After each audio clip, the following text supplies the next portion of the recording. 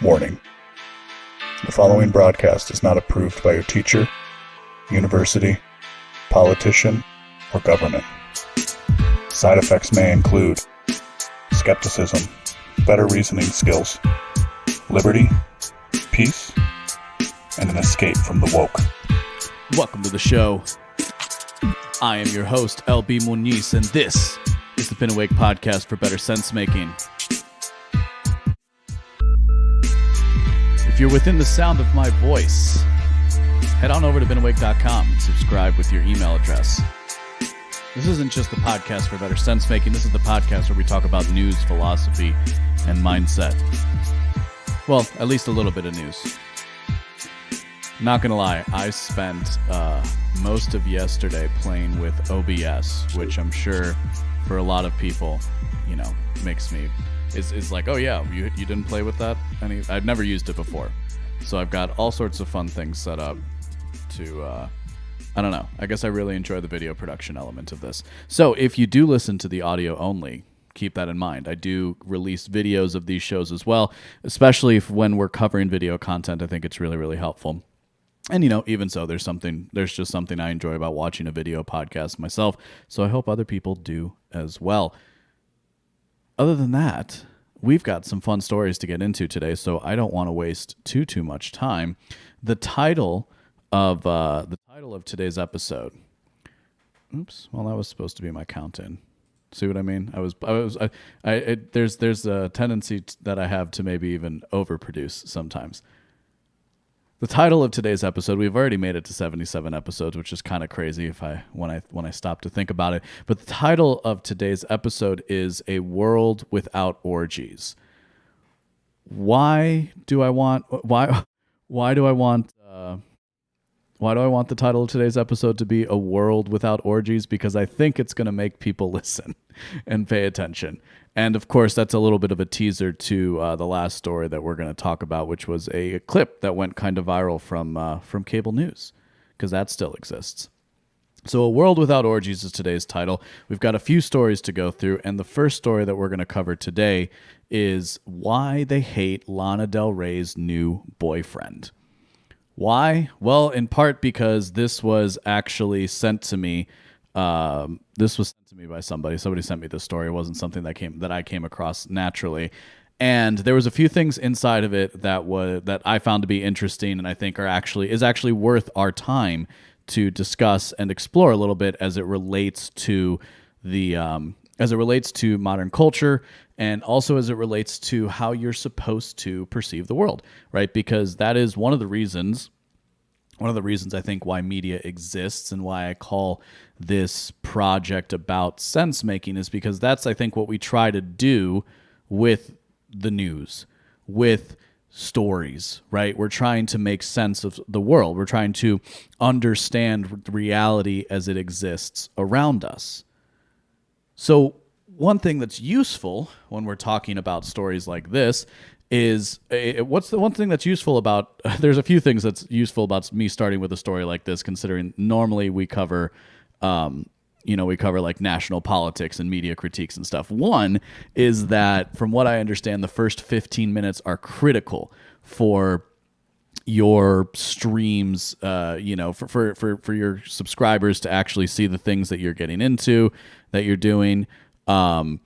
And, that's where YouTube a lot of times is going to look for content to see if you're approved under their algorithm, blah, blah, blah, blah, blah. So starting with a story like this is a little helpful from that perspective. And then it's also helpful because squishy puff pieces about celebrities can tell us more, I think, about the subtleties of human nature, media manipulation, and cultural trends than one might imagine.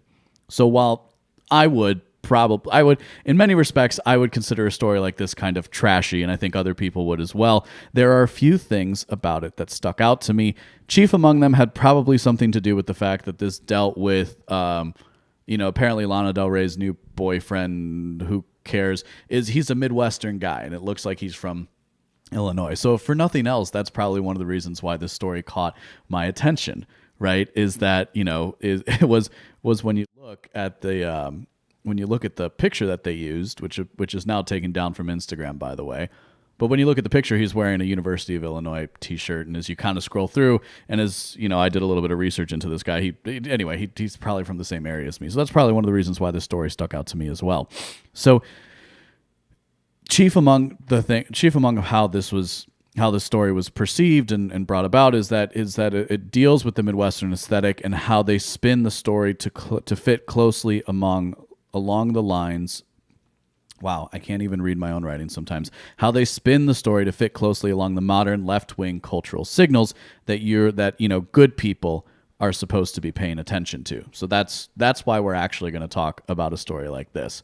So the headline, right? So we'll start with the headline because of course that's always one of the most important parts. The headline says Lana Del Rey's perfectly ambiguous new boyfriend is extremely on brand.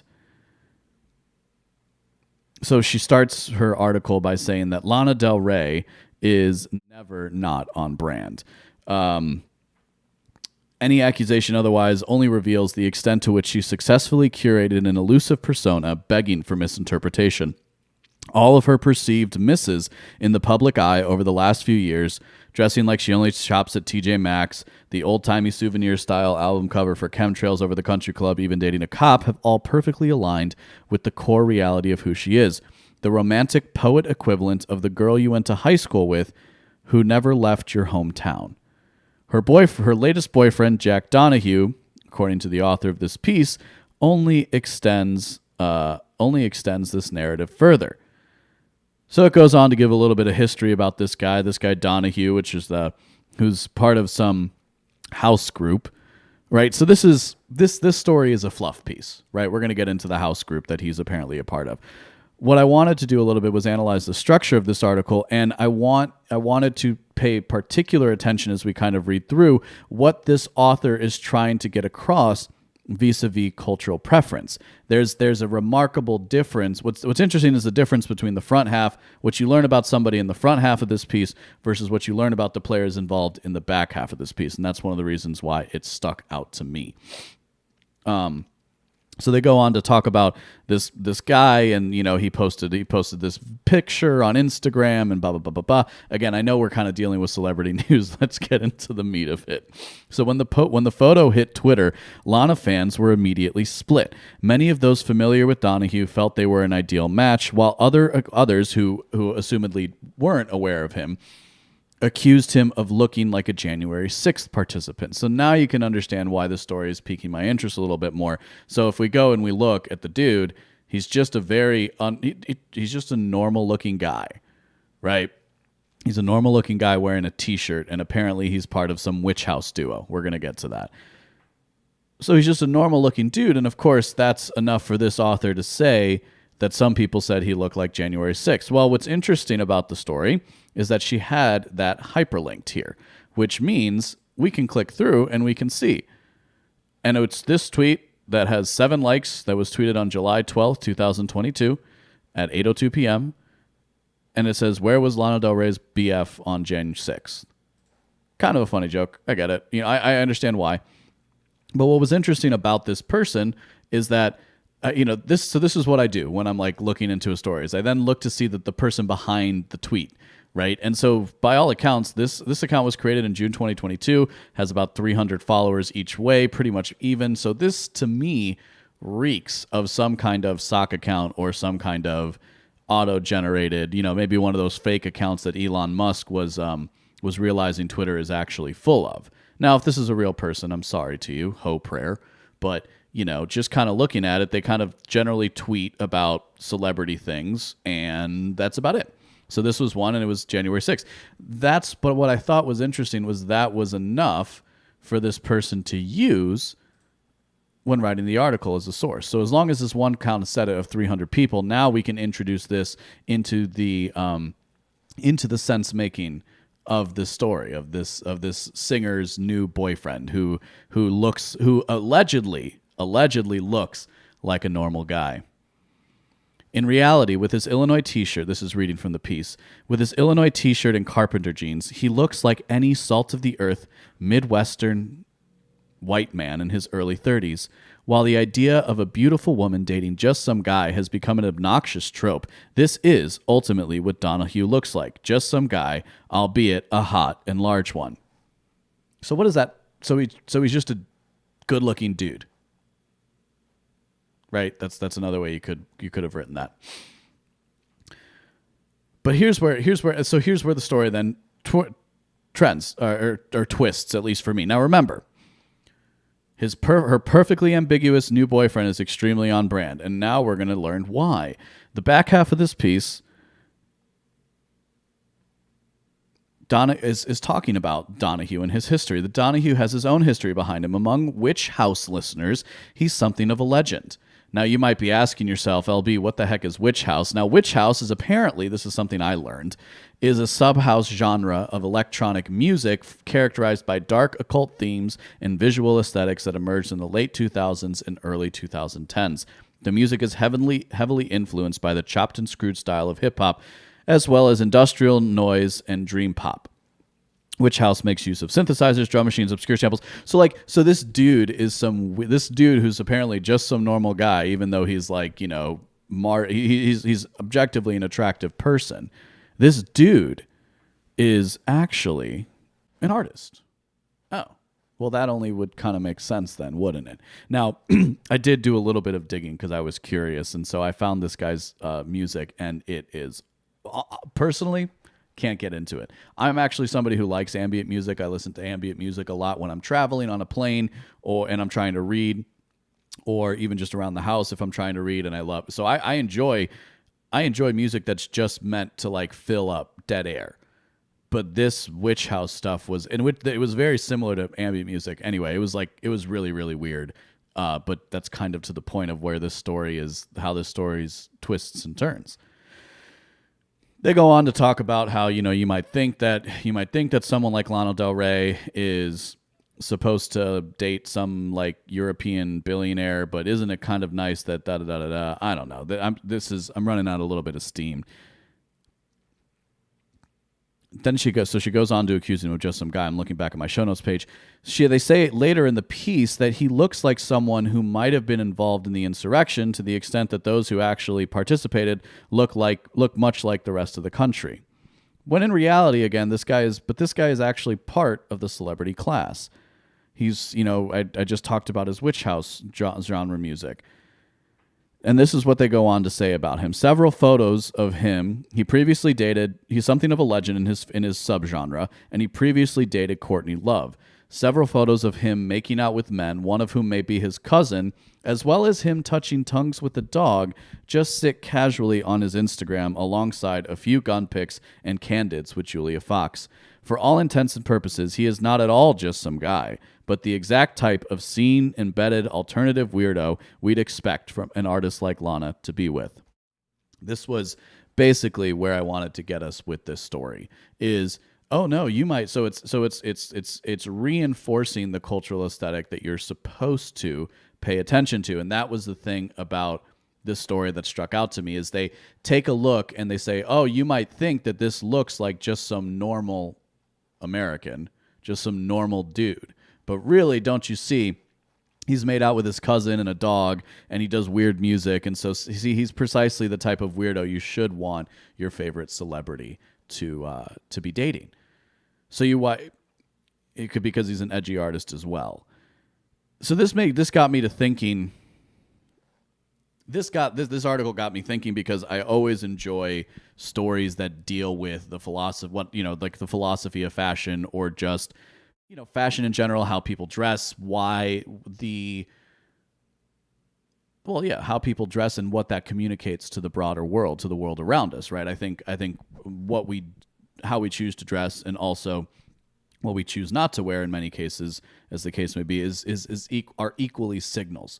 And they're signals about something about us, something about the world around us, and the tension therein is something I find interesting. The other thing I find, and so right now we have this athleisure trend going on in the higher society, in higher celebrity circles, right? Everybody basically just kind of wears spandex, and that's like the trendy thing to do.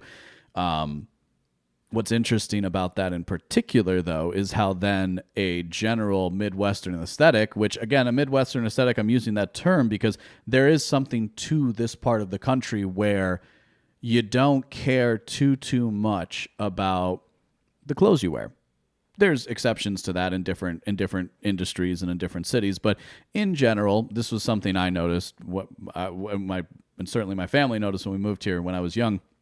Was just how there was a different level of comfort, you might say, that people in the Midwest were willing to show in their outward dress, going to the grocery store, going out on a Sunday, even going to church, as the case may be. I can remember many a time when, being pointed out that people were showing up to church in their pajamas growing up. So it just kind of has a different vibe than other areas of the country. And I think part of that has to do with the weather, right? I think one of the reasons why in LA or in a place like Miami, you see a lot of vibrant colors and people put a lot of thought and care into the clothes they wear has a lot to do with what the weather allows for. Whereas in the Midwest, you kind of got to figure out what's going to fit underneath your heavy winter coat. And is it something that can last you in the winter, or are you only going to be doing things in the summer? You understand? So there's different choices one kind of makes in different parts of the country. So what's interesting is, even though this guy could be said to be participating in the more casual modern aesthetic, he does so in such a way that sticks out to people that to them at least signals to the uninitiated that this guy isn't part of the celebrity class. One thing is and coupled with that is just the way that we, or not we particularly, as in that you and I who pay attention to these things, but there is a class of people who pay attention to celebrity status. And I think it's a perfect example of how humans operate. We tend to, even though America was supposed to be a country not without elites, but without royalty, we still kind of created our own royalty in the end, didn't we? With the celebrity class, but perhaps better said that this class was created for us, and that's you could. I don't think that would be an incorrect way of looking at it either. But suffice it to say, people will follow when you put these people above them, right? So they're going to look at someone like Lana Del Rey and say, oh, well, I guess if she's going to date a normal guy, then I guess I can date just a normal whatever dude who's got a couple gun pics on his Instagram. And it's like, oh, hang on. This was the interesting thing about the piece to me, right? Is that the piece goes like, well, hang on, dude. He's actually not just a normal guy, because he made out with his cousin and a dog, and he's done things that allow for the modern leftist cultural aesthetic. And while the original story here is on MSN.com, MicrosoftNews.com, there is the original source is Mel Magazine, and I had never heard of Mel before this. And they said that, and like one of their top stories is, and so apparently they're a men's magazine, right? So that's what Mel is. Mel is a men's magazine. And they say on their About page, there is no playbook for how to be a guy, which is just kind of ridiculous on the face of it. My opinion, I suppose you could say. You could preface by saying it's my opinion, but that's the point of the show, isn't it? So this guy, so Mel Magazine is a men's magazine. It's a men's magazine about culture. And culture, we understand, is about the rituals and practices of a given group of people. That culture can exist at the level of a civilization. It can exist within a subgroup. It can exist within a gender, a sex of people. There are many different levels at which culture operates, right? You understand there's many different levels at which culture operates. However, culture, in that it is manifested in the world, has to do with the rituals and practices. It's the things that you do with the people that you care about, if you will. So this is a men's magazine that's supposed to be dealing with men's cultural issues. That's what they go on to say. But they begin by saying that there's no playbook to be a guy. Now, one thing that stuck out to me about this in particular is this fact of this choice of the word playbook. Because this word playbook is like something you have in football or another sport where you have a list of your plays that you're going to run against the other team. And so and everybody has to memorize those plays, so that way all you have to do is say, we're going to run such and such a play. and then everybody knows what their job is. So it's the rules for the game, if you will, or it's the rules. It's the tactics of the team within the rules of the game. Well, the men's magazine dealing with culture is kind of by definition a playbook. But these guys start out by saying there is no playbook for being a guy, so effectively they're gonna write one. So at Mel, they go on to say we're trying to figure out how to live without one. A lifestyle and cultural magazine, we cover sex, relationships, health, money, work, and culture from a male point of view, even though we're not all male and certainly aren't entirely sure what male should mean anymore. We tell stories that no one else is telling, share perspectives that no one else is considering, and illuminate people that no one else would even think to seek out. We also talk about dicks a lot. Thanks for reading. We're trying our best. So that's what this apparent Mel magazine is about. And it's kind of, and to me, again, it just very well encapsulates at every single stage of this. We see at the foundation of the piece. We see of the institution that the piece was originally written for. We see it at the level of the story as it was presented by the piece. We see the fact that it was picked up by a broader site like MSN. I was just trying to think of how to classify Microsoft News, because it's just kind of one of these legacy news pages that a lot of people just use as their homepage, which is part of the reason why I think a story like this would get shared with it, right? Because they want more exposure. For all of these levels, we see reinforced the modern leftist aesthetic, which says that there are no rules to being a guy or a girl or a person or who you date. But then don't you see, they start by saying there are no rules, and then they follow up by saying it's okay, you can like this person for these reasons, whereby they set out rules. We understand that the hypocrisy is part of the game. What I'm doing here is demonstrating how it operates at these levels with a story like this. And we can analyze pieces like this to understand politics better. Again, specifically this celebrity aspect of things, which I don't think anybody would deny has become a more prominent feature of modern politics, modern politicians, right? We can think of somebody like AOC. Somebody like AOC uses celebrity to her advantage. It's a different kind of generation. So for those few reasons, that's one of the reasons. That's why I wanted to talk about this story. Why do they hate Lana Del Rey's new beau? But our second story for today is about Joe Biden, our illustrious president who stopped inflation. I don't know if you knew this, but Joe Biden is working very, very hard to stop inflation. So let's get into it, shall we? We'll shift gears, and so we're going to analyze, in this segment, we're going to analyze recent developments in the Biden administration and how none of it will help with the inflationary times we live in, no matter what they name the bill. Don't you see? We'll spend a little time looking at the two videos released by the Biden administration recently that shows just the disparity that exists between this president's ability to perform, right? This president's ability to give a speech, which is kind of at the center of somebody who is the head of state, right? They're the person who's in charge of the pomp and the circumstance, and that's something that the president embodies. So if you're not aware of everything that's going on, the government has been trying to pass this Build Back Better bill for a number of months at this point. And key and chief among this bill, right, is like billions of dollars of spending. It basically is like the Green New Deal. It's everything.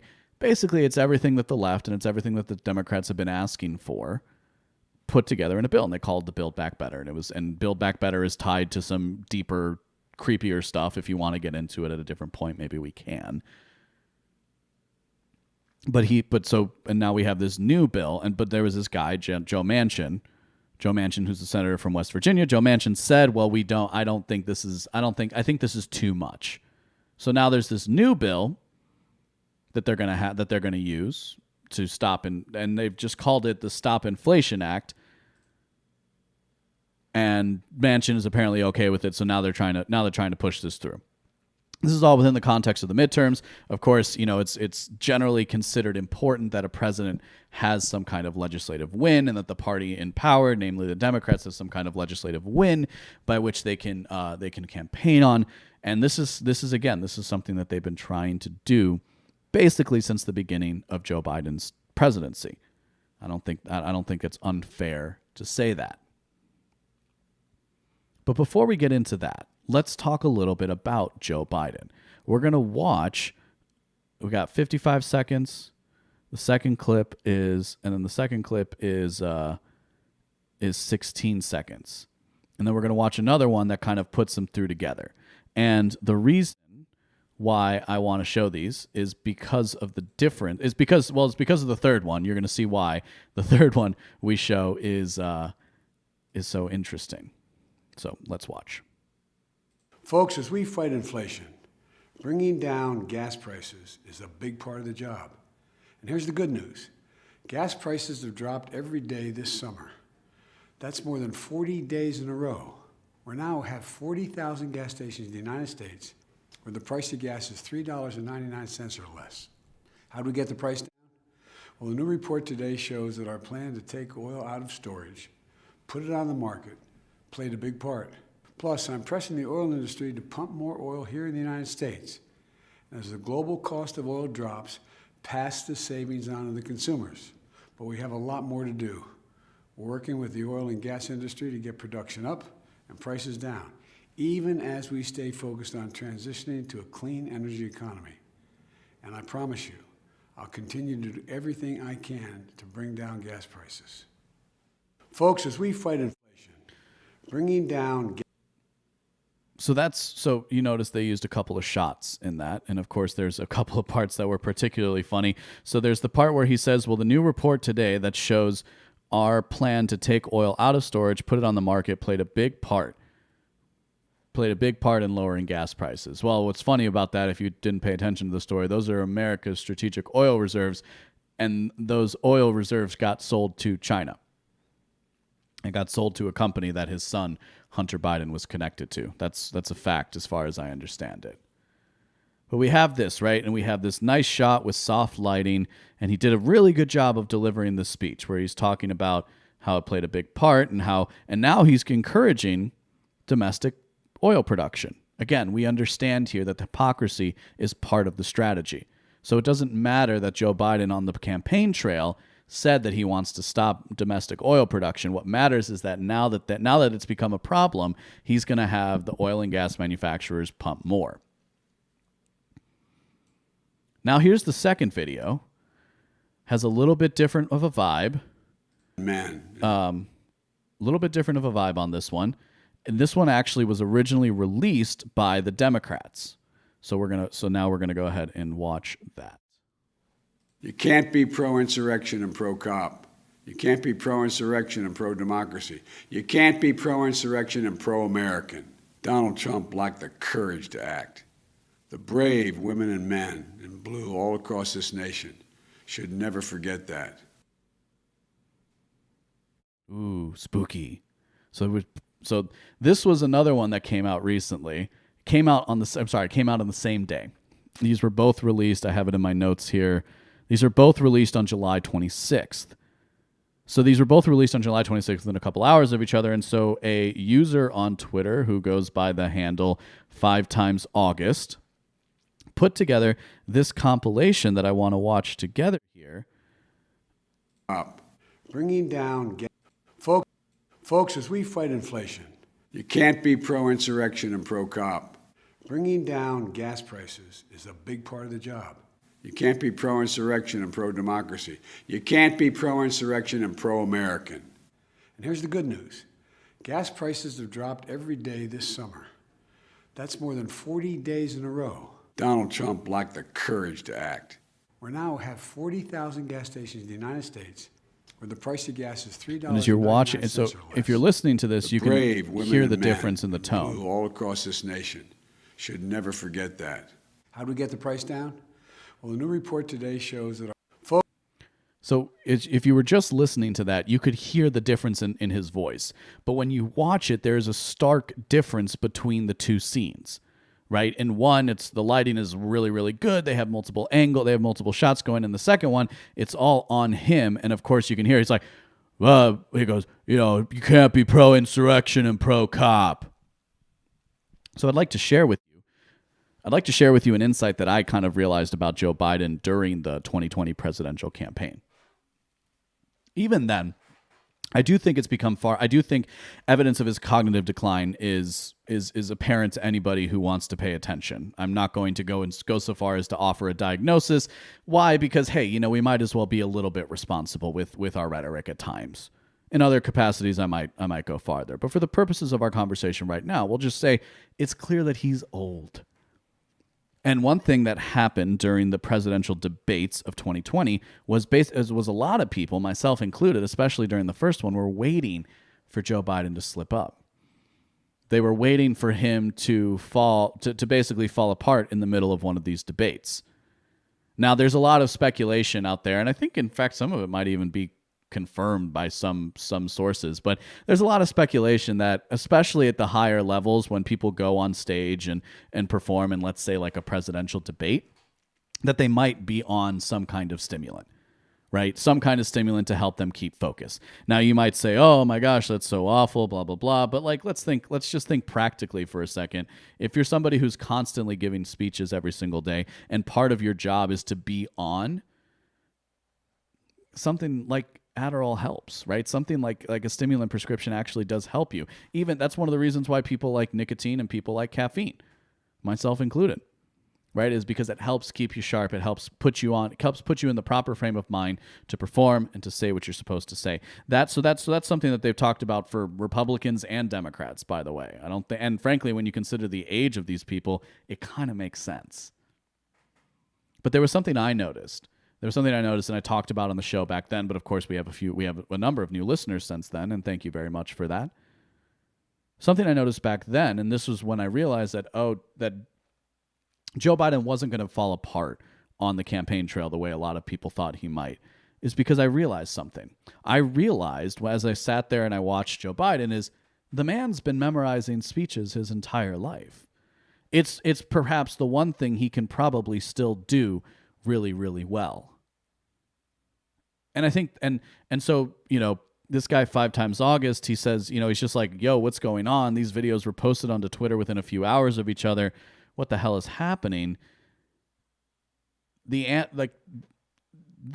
are marketed differences right here. I'll show this picture because it's a little bit more beneficial. Again, you can go to YouTube or Rumble to catch the replay of this. It's also on my Twitter feed as well. But if you look at Joe Biden in one of these pictures versus the other, he does look a little on the crazy side in one. And the one where he says you can't be pro-insurrection and pro-cop, he seems unhinged. The eyes are different, right? The eyes are much buggier in one versus another. And again, that lighting really, really, as you can see, good lighting does make a difference in these sorts of situations. Now, of course, some people have had some fun speculating that the president has been replaced, perhaps by a clone. Show me evidence and I'll take a look at that.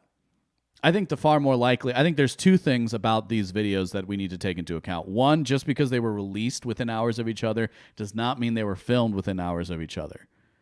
It's worth noting, as well as we kind of break down and look into something like this, it's worth noting as well that one was originally posted by the Democrats page and the other was originally posted by the White House. So there's what the Democrats are doing for fundraising methods, but that's actually a separate team than the White House. So maybe the DNC team got to use Biden and they didn't do a good job of giving him direction. I can remember quote tweeting these as myself. I think I quote tweeted it by saying like, Joe, you're supposed to be angry and you're just giving me like dead fish eyes.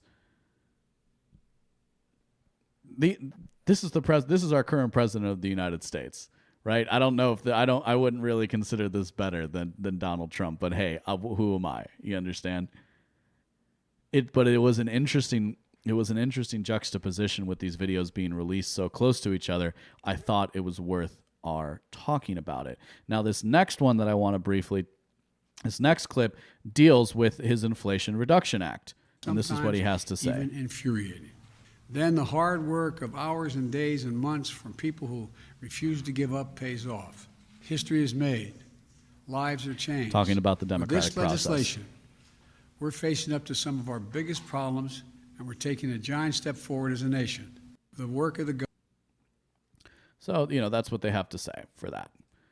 So I found a really good piece from Vox, I'll give credit where it's due, that actually talks about how Democrats plan to overhaul taxes, climate spending, and healthcare before the midterms. Does a really, really good job of getting into the nitty-gritty of what this legislation proposes. So it opens by saying the latest compromise includes the previously agreed-upon healthcare provisions, as well as a 15% corporate minimum tax, a proposal to close the carried interest tax loophole, that sucks, and a provision for IRS enforcement. Additionally, it contains historic spending for climate, though it's on a smaller scale than what the House envisioned last year. All told, Democrats estimate that the bill will bring $739 billion in revenue and will invest $433 billion in spending. It also addresses Manchin's goal of reducing the deficit and would do so by $300 billion or more. The bill's investment in areas like clean energy, tax credits, and reducing healthcare costs is notable, though much less ambitious than the provisions in the $1.75 trillion bill that the House passed last year. So here are key provisions that the legislation contains. Taxes sets a new corporate minimum tax of 15%. Although corporations technically have a tax rate of 21%, many use loopholes to pay much less. This bill sets a hard 15% corporate minimum tax rate for companies that are bringing in more than $1 billion in profit each year and is estimated to raise $313 billion in revenue as a result. I'm going to guess that number is false.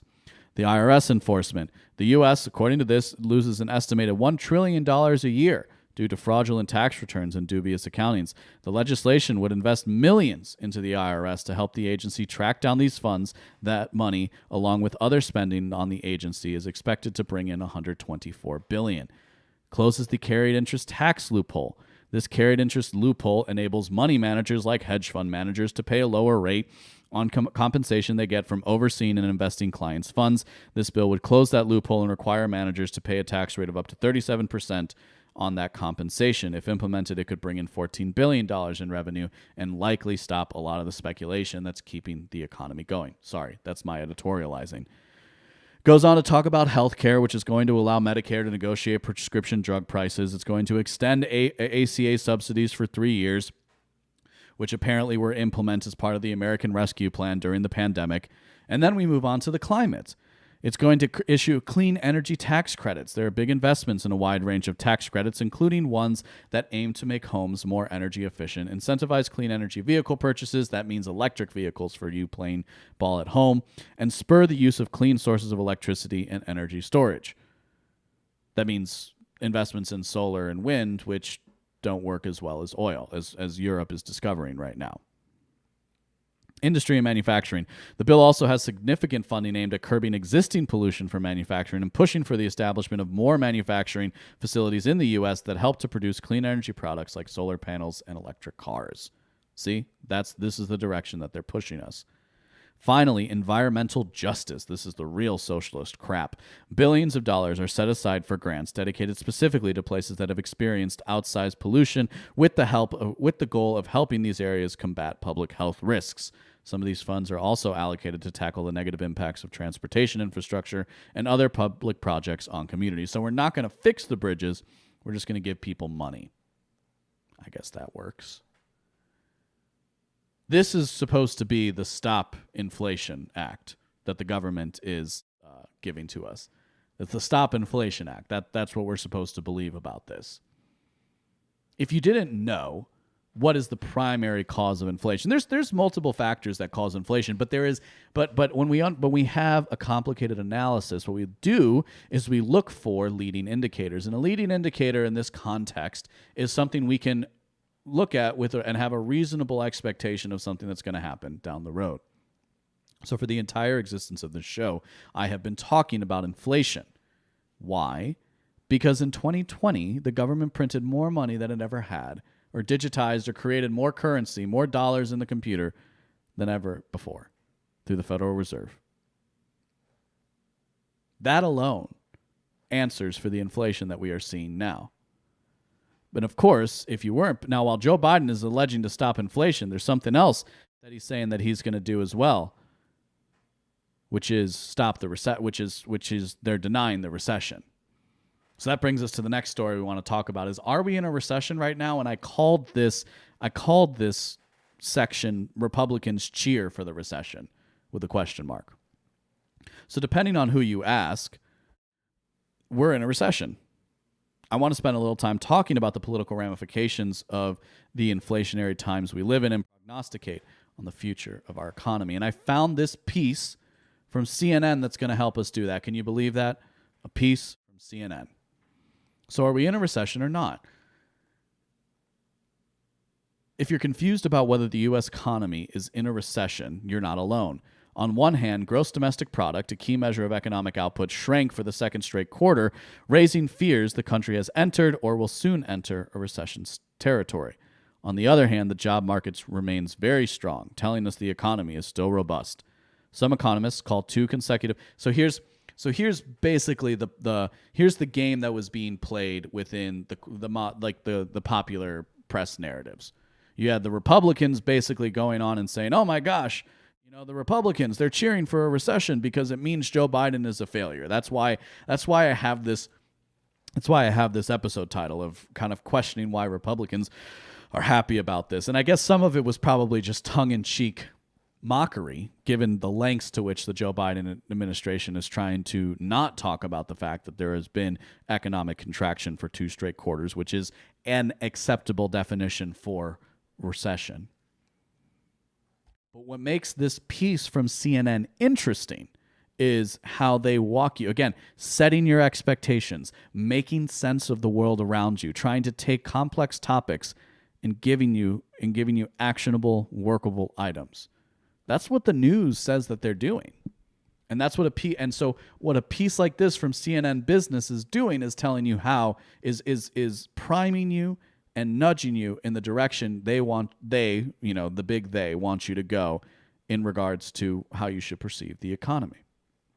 So they go on to say, there's no steadfast rule governing what defines a recession in the United States. Instead, the official designation is determined by 8 economists who serve together on the Business Cycle Dating Committee. The group works under the umbrella of the National Bureau of Economic Research, a private nonprofit organization. It has yet to use the recession label. Isn't that interesting? So here again, we also see this unholy alliance between non-governmental organizations and with the government and the media apparatus. This is the last episode. We spent a little bit of time talking about the cathedral, and if you haven't listened to that episode, I'd encourage you to go back and do so. You should probably listen to the last 4 episodes if this is your first time. It just gives you a good flavor of how this show operates. So this non-elected grouping of people are the ones who decide whether or not something is a recession, according to CNN Business.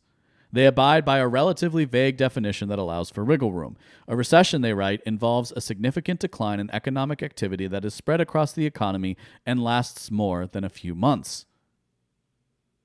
So basically, the crux of this article goes on to say that the U.S. economy shrinks in the second quarter, then shows another graph that says unemployment is the lowest in 22 years. Of course, we already know that unemployment statistics are messed up, but hey.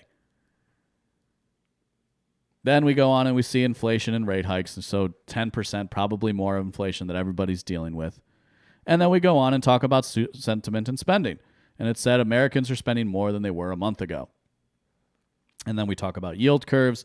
And so basically they go on to say, are we in a recession? It's up to you. Now to a technical point, like to an actual matter that we can examine with this, we can understand that there is something strange about the current economic times. And we could kind of predict that given the amount of money that was printed in the economy. So we can kind of understand that, we can understand that this doesn't look like other recessions. And I believe I even said that on the show. In fact, I know I did. That it's not going to look the way it looked in 2012 or in 2008. And it won't look like it did in 2001. It's going to be something different. So what we're seeing is this rampant inflation, but unemployment allegedly is holding pretty stable. which is to say people have jobs. It's just increasingly the money that you earn from that job isn't getting you as much as it did before. Of course, none of this is helped by war overseas, interrupting international supply chains, the increasingly corrosive and invasive medical state that's trying to turn everything into a reason for a shutdown. There's a bunch of stuff at play here. But what I thought was interesting, the way at least the way I saw this being covered in the corporate press, in the mainstream articles, it was just always this team sport, which I think is something frustrating to a lot of Americans and people across the world, is the way we just fall into the team sport on these things. I'm not really happy that the economy has been, even though I understand that it has to happen, it doesn't make me happy that we're headed for rough economic times ahead. And depending on the industry you live in, you might want to be careful. You work in, you're going to have to be careful. Of course, if you listen to the show, you're probably already a valuable person in your organization. So you should just make sure you keep doing that, because valuable people don't get fired until things are so bad that, even in that hypothetical, I think there's plenty of exits. There would be plenty of exits for you to take. But what is an organization like CNN doing? Well, they don't. Why is it so important that we don't talk about things in terms of a recession? Why is that so important? I think part of the reason why that's important is that there is, despite what some economists, even economists that I would agree with and would defer to in many other areas, despite what some people want to believe about economics, there is an extrinsic psychological, spiritual component to the markets, which is to say, you can stave off a recession law, especially when we consider the tools of influence at the disposal of powerful people. Right. This is why we talk about media critique, and we examine these sorts of stories.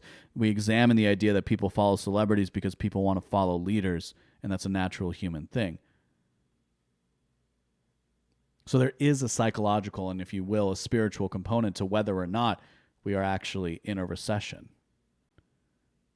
And which is to say, if CNN came out and if the Biden administration came out and said, this is a recession, I think, that would probably trigger behavior in a lot of people that would actually make things worse than they are. And so that's one of the reasons why you see this. But what happens, right? Narrative control. We've talked about narrative control on the show. Where is the steam getting let out? Well, the steam gets let out with the Republicans, because the Republicans are the ones cheering for the recession. I guess.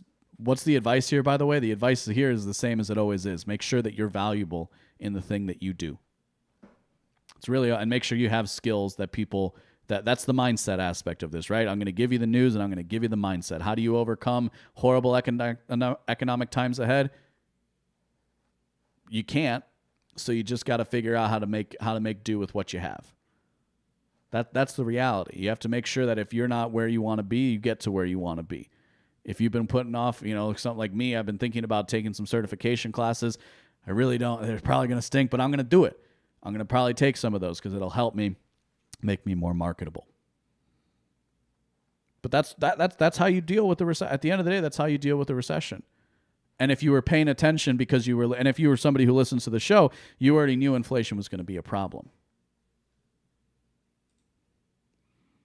So that does it for that segment of this show. The next thing we're going to talk about is the infinite gender spectrum, which is now for kids. Man, so if you think the economic outlook is bleak, wait until we talk about what Christopher Rufo's latest scoop was about the Portland school system. The scale of left-wing indoctrination in schooling has reached a new high. A high that I didn't even, it's just getting worse. The most radical political left-wingers today are those who accept things like queerness, a DEI policy, diversity, equity, and inclusion, and a broader progressive doctrine that is, in practice, indistinguishable from a dogmatic religion. It is at the center of why I feel political recalibration is so necessary. So let's talk a little bit about that just for a minute. They're in schooling, in all areas of politics, because it tends to be about things that matter, right? Because it invariably deals with something like power. In all school, but in schooling, we see what others would call the culture war, and I don't have an issue with that. I don't have an issue with that characterization. But what we see are people. How do I want to talk about this? You see that neutrality is not enough. See, it's almost like, what's funny is this is such a new thing for me. It's not readily accessible. See, my normal script when I talk about schooling is how privatizing it helps, and privatizing it would fix a lot of the problems. That's the normal script I've run for many, many years. But it's clear over the last couple of years that privatization is not going to be enough. We've seen where the neutral stance of the broad right wing, right, which I characterize by talking about people who are against the left. So really, just in that you oppose progressivism, I'm going to classify you as right, because I think left and right are the most basic categorizations we can use, because it's a binary. So there's a lot of people who oppose this progressive indoctrination of students. But a lot of those people have been bred and raised, more so, on an ethic of neutrality. It's the false neutrality of liberalism that says if we can remove the power incentive, we can fix things. So the public education system is about indoctrinating children. So we just have to abolish the education system. But other than abolition, there's nothing else we can really do except pull our children out and separate from the system, which is in effect a neutral position. Because while good, hardworking people have been doing that for the last few generations, nefarious actors have wormed their way into positions of power within the government, such that in order for your homeschooled child to get a high school diploma or the equivalent thereof, what has to happen? They have to learn about these modern pillars of faith for the progressive union, these pillars of queerness, and these pillars of critical race pedagogy, and these pillars of ridiculous assertions about gender, sex, biology, and the basic fundamental nature of humanity. And that's why you need to recalibrate your political clock, that's why you need to recalibrate your political perceptions. And you have to understand that neutrality is actually just acquiescence. It sucks, but it's accurate. Because at some point, at a certain point, there's nowhere left to go. This stuff is being taught in Catholic schools, private schools, home schools. Why? Because the people who hold the levers of power say so. Why? Because every single person the only people who can be credentialed as teachers are people who graduate with education degrees where they're going to be learning this stuff. Now, people get to the finish line at different paces. And so we can understand that a place like Portland, which is highly concentrated left-wing activism, might be the place that shows that shows what is to come. And I think that's an example of what we have here. So what we're going to do is spend a little time just going through. Again, I don't even think I can show some of the. I got to be careful here. Hang on. I don't even think I can show some of these because it shows like naked bodies, of prepubescent children. They're drawings, but like it makes me a little uncomfortable to look at. But but it's important to cover because we have to understand the age and the level at which these things are being taught. So he starts this tweet thread by saying the new curriculum translates the principles of academic queer theory into K through 12 pedagogy. Pedagogy just means how you're teaching children about ideas. The premise is simple. Privileged heterosexual white colonizers have created an oppressive gender binary in order to exploit racial and sexual minorities. So to do that, what I'm going to do here is read through some of these slides that he has, and you can also see them if you're watching the video, of course.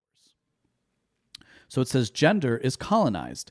Gender and sexual diversity have existed since people have been on Earth.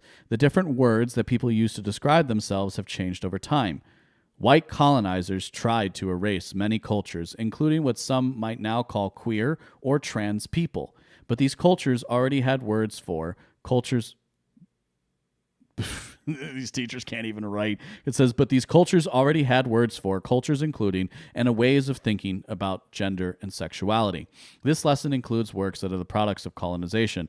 Other cultures around the world, especially black, indigenous, and brown cultures and people, view gender in different ways and use different words, which is a lie. The next one, gender is colonized. Colonization is taking over, controlling, and erasing the places, cultures, and identities of indigenous people who were already living there. When white European people colonized different places, they brought their own ideas about gender and sexuality. While when the United States was colonized by white settlers, their views around gender were forced upon the people already living there. Hundreds of years later, how we think and talk about gender are still impacted by this shift. I'm laughing because I can't. Because if you don't laugh, you cry. But I'm laughing because it's just such a false claim. This is the proof in the pudding of the folly of gender, of queer activism, and just the ridiculous Marxist undertones that exist in the system. Most human societies, given that human beings are a dimorphic sexual species, that we have male and female, and we have men and women, and only men and women can procreate. Most human societies have conformed along what can be considered some pretty harsh, under these people's rhetoric, gender stereotypes. Why? Because because the state of nature before this level of advanced technocratic civilization required it. None of this... What's before this stuff became political issues, I was reading about it because I find taboos fascinating. I was reading and learning and watching documentaries about a lot of this stuff before the activism came into play. So this one talks about assigned sex. Assigned sex is the labels like male and female and intersex that doctors and adults use to sort babies into gender categories. These labels are based on the middle body parts, aka genitals, and their shapes and sizes. It goes on to talk about intersex. Even though some people say gender is different than assigned sex, oftentimes the word male is used to mean boys and men, and the word female is used to mean girls and women. That's because those words all mean the same thing. This makes things confusing because that is mushing assigned sex and gender together. Bodies don't have genders, only people do, and any gender can have any body. It's a universe.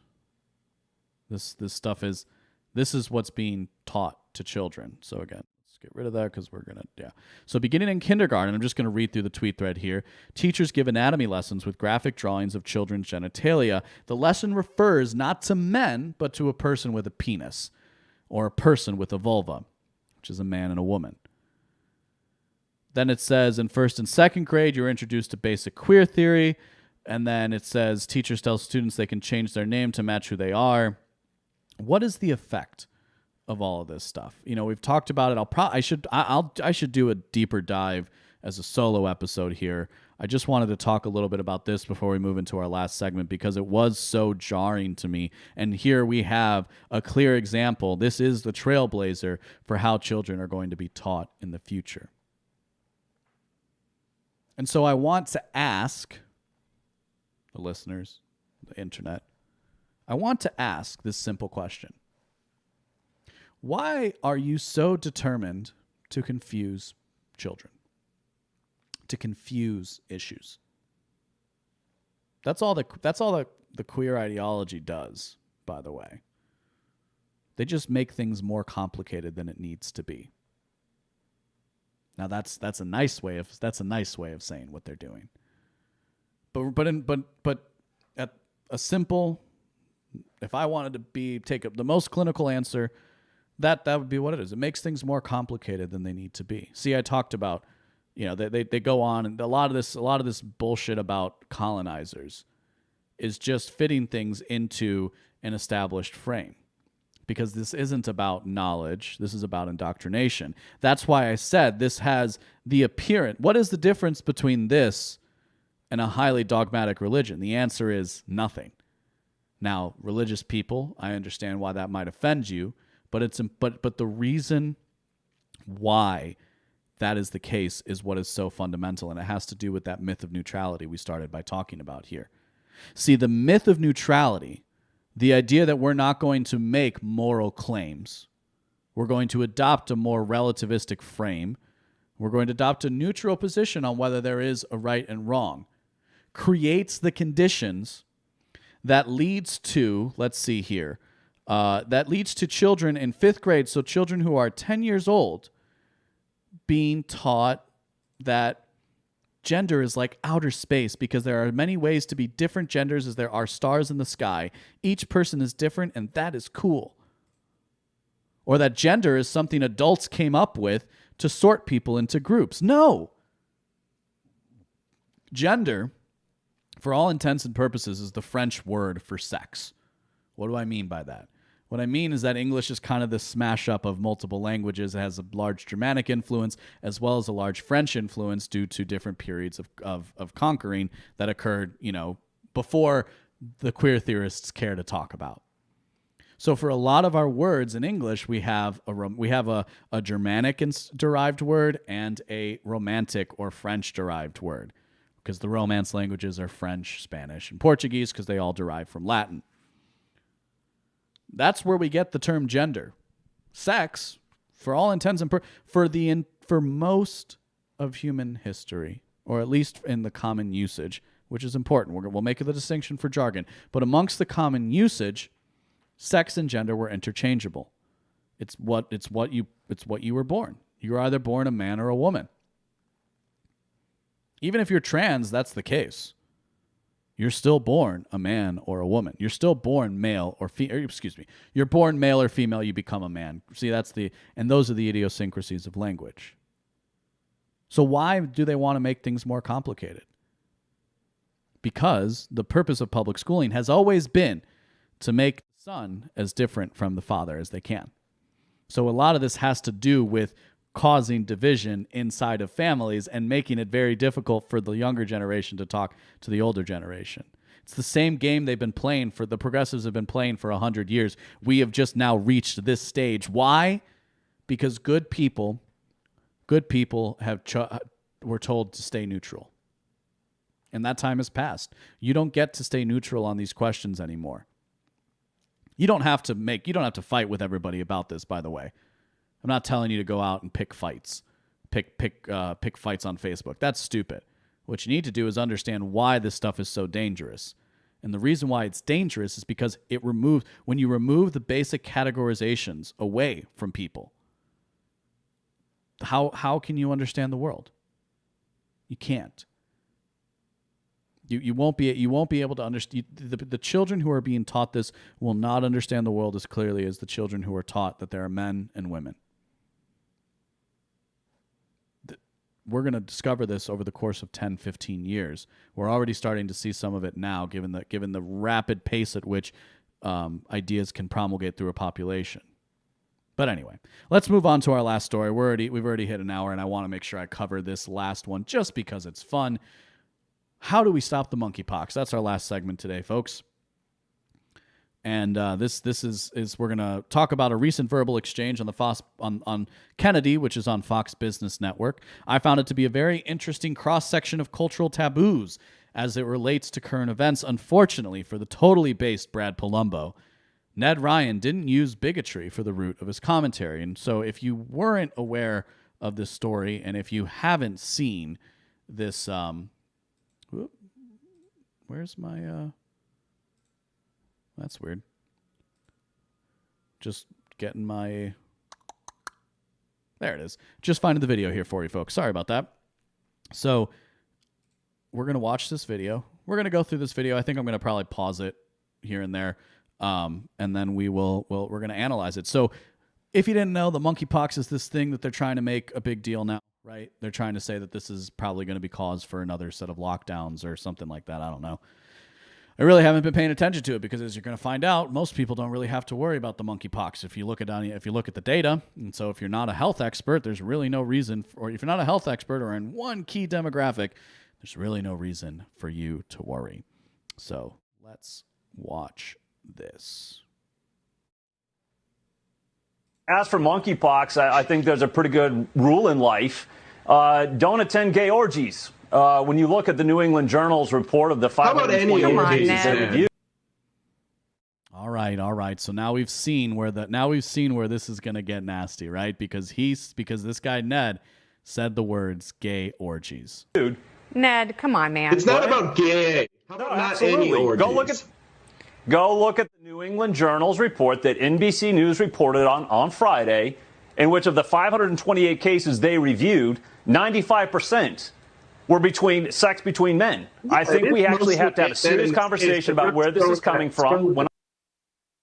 So, he's going on. Let's have a serious conversation about where this is coming from. And then I'm done, Brad. You can talk. Instead of going crazy and declaring a national pandemic when 3,000 people have it right now, it's insane.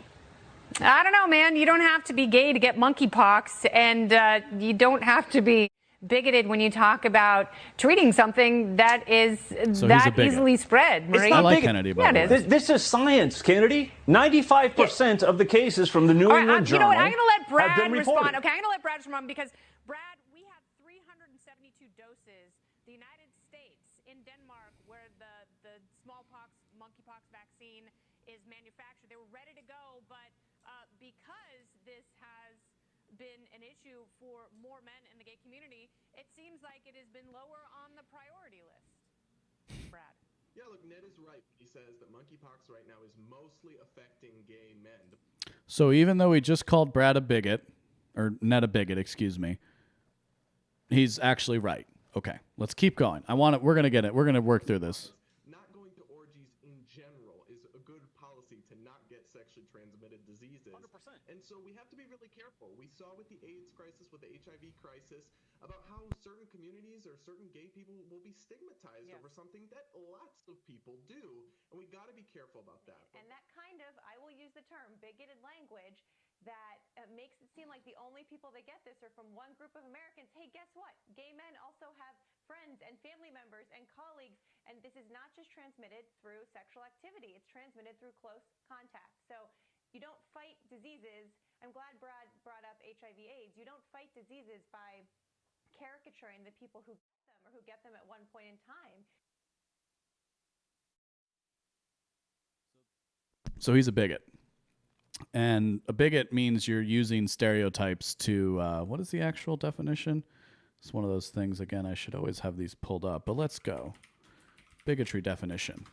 So bigotry is the obstinate or unreasonable attachment to a belief, opinion, or faction, in particular prejudice against a person or people on the basis of their membership to a particular group. So it's bigoted to say stay away from gay orgies. Now, this piece was interesting for a few reasons. One, I generally like Kennedy as far as Fox News hosts go. She's one of the better ones.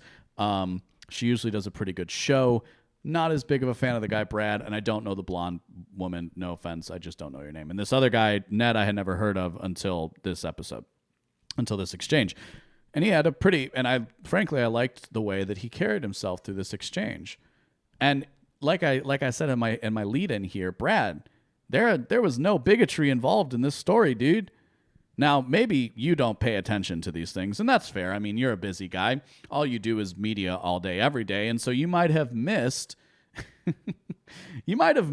these stories that were going around the internet, because gay orgy wasn't just like I said. I want to hone in on the point here that the statement gay orgy was not a bigoted one.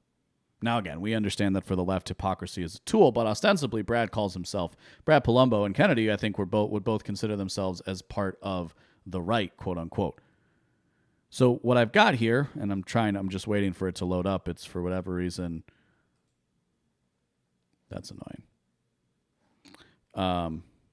Let's see here. Can I get the article? I've got an article here from earlier this year. Here we go. I've got this article from earlier this year because I remembered around May.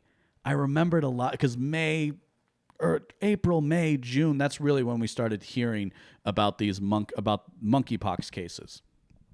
And all the early reporting, and one of the earliest stories that I remember was this one that I'm about to show you. And it's and this particular article is from the Scottish Daily Express, because I like to have a varied news intake. But it says here, monkeypox outbreak linked to Canary Island and Spanish sex parties. So the global monkeypox outbreak has been linked to gay pride parties in the Canary Islands, as well as raves in Madrid and Berlin where sexual activity took place, according to health experts. Dr. David Hyman, who formerly headed the World Health Organization's emergencies department, believes the spread of disease through sexual transmission can be traced to key spreader events. Quote, "We know monkeypox can spread where there is close contact with the lesions of someone who is infected, and it looks like sexual contact has now amplified that transmission. It comes after Germany has 4 confirmed cases linked to exposure at, quote, party events where sexual activity took place in Spain's Canary Island and in Berlin, according to a government report. Madrid's senior health official also said Monday that the Spanish capital had 30 confirmed cases. Enrique Ruiz Escudero confirmed it is investigating possible links between a recent gay pride event in the Canary Islands, which drew 80,000 people, as well as cases at a Madrid sauna. Now, that was May, you might say, LB. What about what can you get me that's more recent? Well, we have this CNBC article right here, published July 27th. I think not too far. I don't even remember. Let's see here. When was this article created? This whole video shindig was released. Let's see. He made sure to properly monetize it. July 27th, which means, and I get it. It's tough to keep up on the news cycle, Brad. But if you looked at this CNBC article, men who have sex with men are at the highest risk of infection right now from the monkeypox, according to the World Health Organization. About 99% of cases are among men, and at least 95% of those patients are men who have sex with other men, according to a WHO official, Rosamund Lewis, and then goes on to say that men who have sex with men should consider limiting their sexual partners, and they called on media, public health authorities, and government to fight stigma and discrimination, which he said can only fuel the outbreak. This part of the reason for all of this, we might say, the reason for a lot of this, I would say, has to do with what I've talked about before at the egalitarian delusion. And what the egalitarian delusion forces its adherents to do is not notice difference. And when you don't notice difference, you get really, really upset when other people do. So anybody who's objectively looking at this story is saying like, oh, if the transmission vector is highest amongst a certain demographic of population, shouldn't that population be made aware of it? And shouldn't that population have and shouldn't that population have take on a little more responsibility for themselves? And of course, I think in practice, that's actually what most people are doing in a situation like this. It's just the performative elements on a cable news show that we get to analyze, you and me here. So let's talk about those cases that they were talking about. So they say over 99% of the cases of men are men who have monkeypox. So as a man, you might want to worry about it. But 95% of those are gay men. So I did a quick Goog. Right? I did a quick Google where I looked and I searched confirmed monkeypox cases worldwide. And when I searched that, it said 17,492 confirmed cases of monkeypox exist. That's what the CDC says across the world. Okay? Google, CDC, I'm using all the best reputable sources for a mainstream audience. 17,492 people. So that means of the 17,492, 175 of those are women. So when they say women can get, it's not just men who get monkeypox. Well, but like more of them, way more of them. In fact, more women are temperamentally similar to other men, using the big five analysis of stuff, than women who have monkeypox. I don't know. That was a weird ham-handed analogy. Of that same makeup, 17,492, 874 of those cases are from straight men, allegedly. In total, that 17,000 nationwide represents 0.002% of the world population. The World Health Organization is explicitly recommending that. Here's the fun, like in the clip, right? They make, how about it's not just gay orgies? How about just any orgy? Okay. Most straight people don't go to orgies. It's a very, very small subsection, but a larger percentage of people are.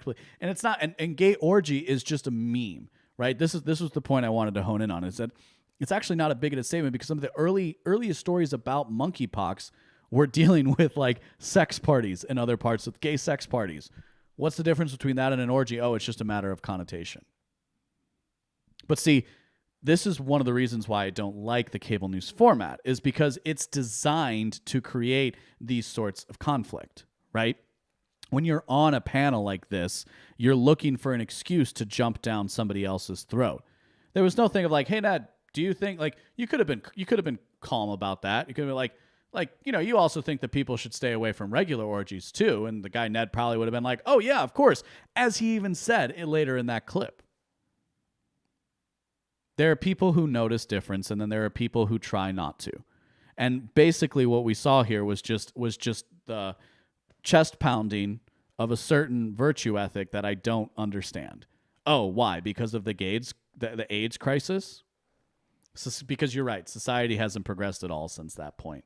No. In fact, now we just deal with a country where gays are a protected class. So we can't even point out when perhaps more gay men are at risk for a certain disease than others. Okay. This was the interesting, and then I kind of frankly, just to wrap up, I have some interesting stuff here about like HIV, because, you know, HIV and AIDS was said to be primarily a gay problem, and then like, no, it's straight people can be affected by it too. But at least right now, 23% of all HIV diagnoses in the U.S. are from heterosexual people. So it's still 80% problem within the gay community. And even if monkeypox reaches that same, we have to notice the difference. If we don't start noticing what's right and wrong, if we don't recalibrate our politics to stop this neutral approach, we're eventually going to be overcome. And by we, I mean just normal, everyday people who want to live a good life, gay or straight. Anyway, that's the show for today. I hope you guys enjoyed it. Hope you liked all the new things. Make sure you go follow me on social media at the LB Muniz.